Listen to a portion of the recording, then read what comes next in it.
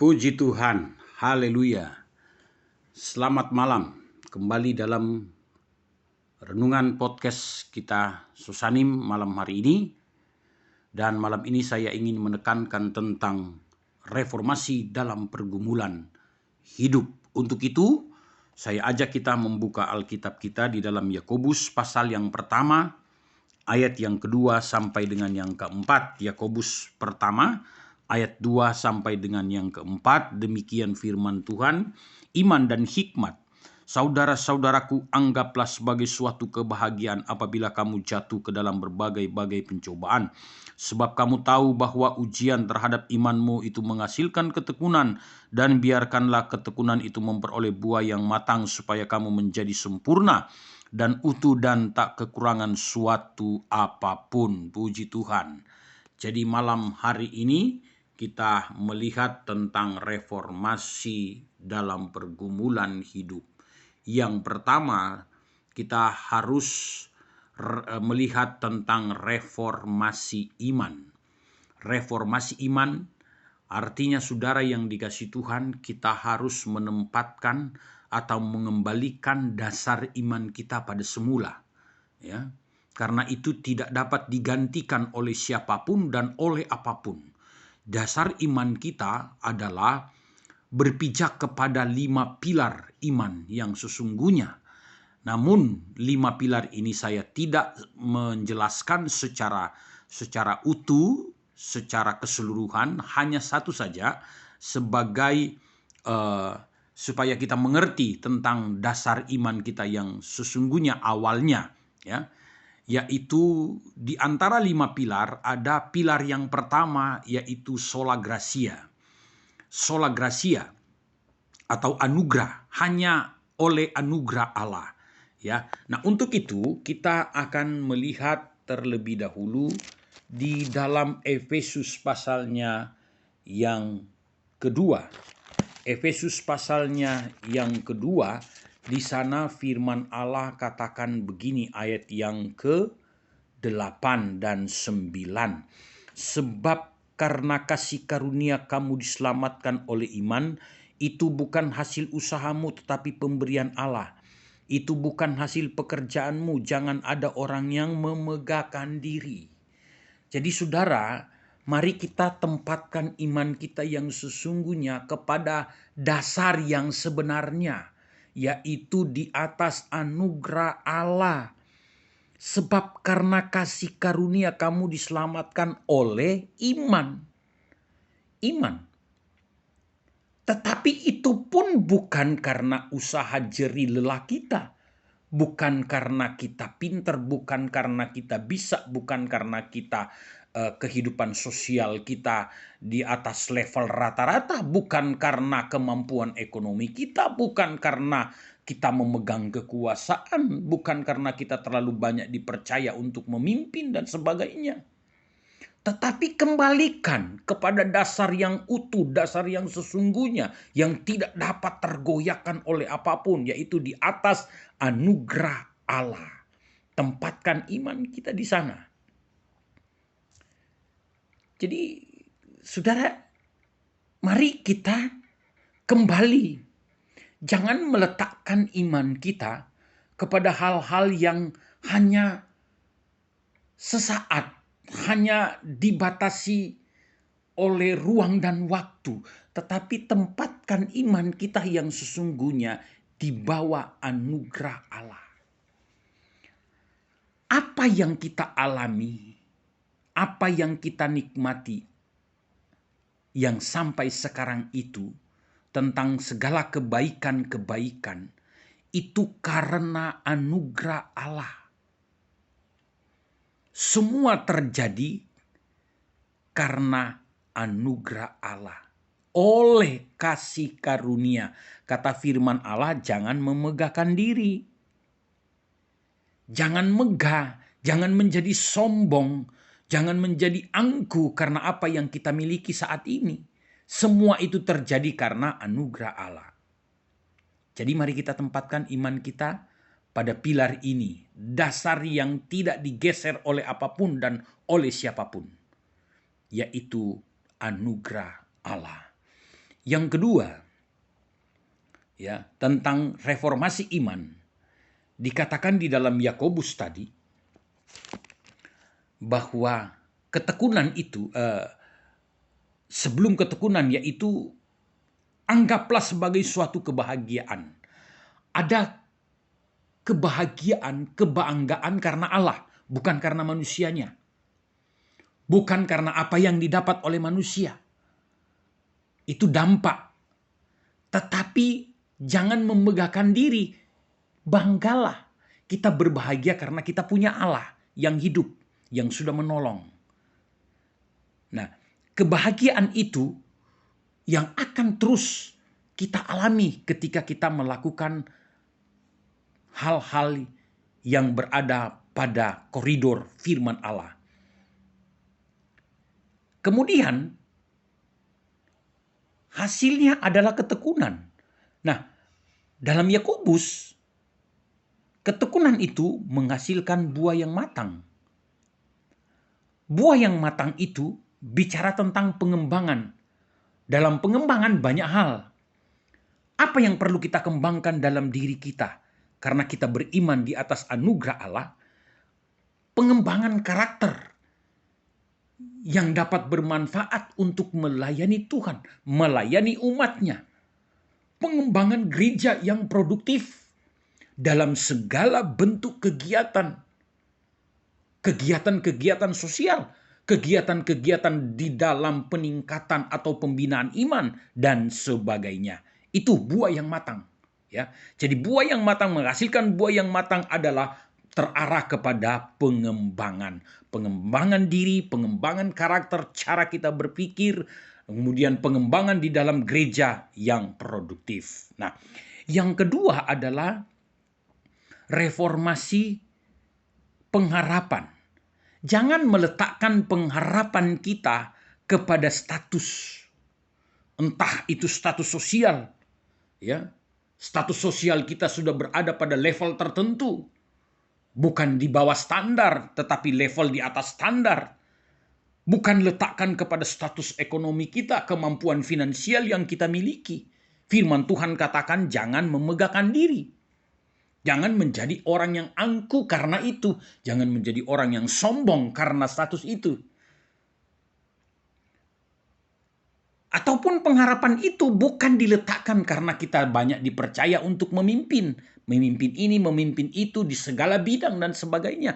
Atau dengan kata lain, karena kekuasaan.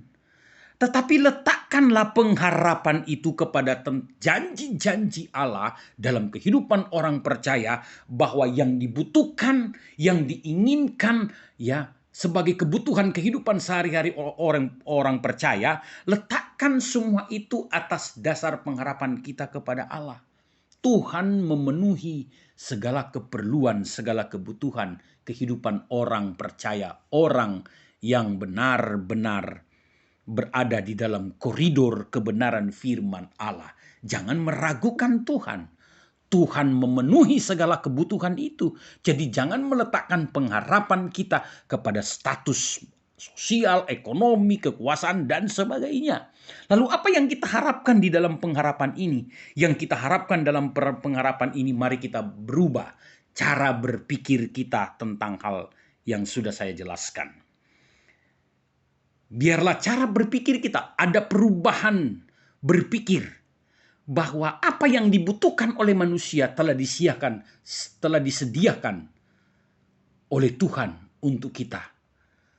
Setiap hari Tuhan menyediakan semuanya itu. Tuhan katakan manusia bukan hidup karena dari roti saja, melainkan karena firman Allah, melainkan karena kebenaran itu sendiri. Jadi bukan soal roti manusia dapat hidup, tetapi dari firman Allah yang Allah ucapkan, yang Allah sampaikan, itu adalah kehidupan kita yang akan dapat memenuhi seluruh kebutuhan dan keperluan kita secara manusia. Ya, jadi mari kita berpikir, mari kita ada perubahan cara berpikir, perspektif kita, bahwa bukan karena kita butuh sosial, peningkatan status sosial, Bukan karena kita butuh ada peningkatan ekonomi. Bukan karena kita butuh supaya kita memegang kekuasaan, memiliki kekuasaan dan sebagainya. Lalu kita cari Tuhan. Tidak. Bukan begitu. Jadi letakkanlah pengharapan kita kepada koridor firman Allah. Yang ketiga adalah reformasi karakter. Nah, reformasi karakter di sini adalah perubahan karakter. Jadi yang dimaksud reformasi karakter adalah perubahan karakter manusia secara manusia batinia. Kalau sudah terjadi perubahan karakter secara manusia batinia, maka kita akan menjadi kuat. Karena kita tidak akan memiliki prasangka buruk, kita tidak akan memiliki berprasangka yang tidak baik tentang Tuhan. Tidak ada keraguan-raguan di dalamnya. Kalau karakter manusia batinia kita itu sudah terbentuk, diubahkan oleh firman Allah, diubahkan dan didukung oleh cara kita berpikir. Jadi bukan berada atau bukan hal-hal yang bersifat hedonisme itu bukan target utama kita. Ya. Target utama kita adalah sasaran utama dalam perubahan karakter adalah gaya hidup. Gaya hidup itu yang harus diubah. Jadi tidak diletakkan pada apa yang disebut hedonisme, kesenangan sesaat saja. Tetapi mari kita letakkan kepada firman Allah, kepada kebenaran itu sendiri. Sehingga dengan demikian kita akan mengetahui dan iman kita diperkuat. Pengharapan kita diperkuat, karakter kehidupan rohani kita diperkuat, dan otomatis akan berpengaruh ke kehidupan jasmani kita. Maka tidak ada keraguan kita tentang Allah. Allah tetap mencukupi segala keperluan dan kebutuhan kita hari lepas hari. Jadi kembali, reformasi iman adalah meletakkan iman kita yang sebenarnya kepada anugerah Allah. Efesus 2 ayat yang ke-8 sudah jelas di sana mengatakan, sebab karena kasih karunia kamu diselamatkan oleh iman, itu bukan hasil usahamu tetapi pemberian Allah, itu bukan hasil pekerjaanmu. Jangan ada orang yang memegahkan diri. Supaya apa? Jangan ada orang yang menyombongkan diri tentang apa yang dia raih saat ini, tentang apa yang dia pegang saat ini, tentang apa yang dia alami, apa yang dia nikmati di dalam peningkatan status tadi. Bukan karena itu, jangan ada orang yang memegahkan diri, menyombongkan diri, menjadi angkuh karena merasa semua itu dia miliki karena jerih lelahnya sendiri, karena upaya, karena kekuatan, dan karena dia bisa. Bukan, tetapi karena Allah. Letakkanlah di atas dasar anugerah Allah semata-mata. Dengan demikian kita akan mengetahui. Nah, di dalam Kolose pasal yang ketiga, ayat yang pertama sampai dengan yang ke-10, itu Rasul Paulus juga sudah menjelaskan ya tentang perubahan karakter itu. Nah, karena itu kalau kamu dibangkitkan bersama dengan Kristus, carilah perkara yang di atas di mana Kristus ada, duduk di sebelah kanan Allah. Pikirkanlah perkara yang di atas dan bukan yang di bumi, sebab kamu telah mati dan hidupmu tersembunyi bersama dengan Kristus di dalam Allah. Apabila Kristus yang adalah hidup kita menyatakan diri, kelak kamu pun akan menyatakan diri bersama dengan Dia dalam kemuliaan. Karena itu ayat yang kelima. Karena apa? Karena status kita sudah ada di ayat 1 sampai dengan yang keempat. Karena itu apa yang perlu kita matikan dalam diri kita, yaitu ayat 5 dan seterusnya. Daftar nama yang harus kita, nama sifat yang harus kita matikan dalam diri kita. Karena itu merupakan bawaan daripada manusia lama kita. Tuhan ingin supaya kita menikmati manusia baru. Manusia yang menurut gambar kaliknya dalam ayat yang ke-10. Ya, menjadi manusia baru. Puji Tuhan, demikianlah renungan podcast kita pada malam hari ini. Tuhan Yesus memberkati. Kita berdoa. Terima kasih Tuhan, kami sudah mendengarkan kebenaran firman-Mu. Renungan ini Tuhan kiranya menjadi berkat bagi kami. Tuhan menolong, Tuhan mengarahkan terus kami kepada kebenaran. Kami mengucap syukur, kami akhiri renungan podcast malam ini di dalam berkat nama Tuhan Yesus Kristus. Haleluya, amin. Puji Tuhan, demikian Tuhan Yesus memberkati kita semua. Haleluya, haleluya.